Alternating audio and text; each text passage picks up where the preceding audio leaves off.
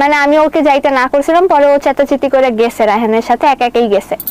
পরে একটু পরে আমার আরেকটা ফ্রেন্ড আমাকে কল করছে, আরেকটা ফ্রেন্ড কল করে বলতেছে আল্লাহ রায়হান তো মর্মকে মাইরা ফেলতেছে, তাড়াতাড়ি আয় অপূর্বা। এখন লাইক আমি যদি ডাবল টাইমিংই কইরা থাকতাম তাইলে অবশ্যই আমি রায়হানের কথা শুনে অনেক ভয় পেয়ে যেতাম যে আল্লাহ রায়হানকে তো আমি চিটই করছি, এখন আমি ওর সামনে কেমনে যাবো, তাহলে তো আমারও পিটাবে, রাইট। কাহিনী হয়েছে কি, ওর পরে আমি হলো মর্মকে বাঁচাইতে ওই জায়গায় গেছিলাম। ওই জায়গায় আমার বহুত মানে ফ্রেন্ড সার্কেল দূরে দূরে দাঁড়ায় কাহিনীগুলো দেখতেছিল, আমাদেরকে বাঁচাইতে কেউ আসে নাই, কজ হইলো আশেপাশে মানে আমাদের চারদিকটা ঘিরা পুরো রায়হানের ফ্রেন্ড সার্কেল ছিল। তো তারপর মানে এমন ঝামেলা করে রায়হান আমাকে আস করছে যে মর্মর সাথে আমার সম্পর্ক আছে কিনা, দেন আরো অনেক পার্সোনাল কোয়েশ্চেন জিজ্ঞেস করছে আমার আর মর্মর ব্যাপারে। ওর পর আমি সব স্বীকার করছি, আর স্বীকার করার পরই রায়হান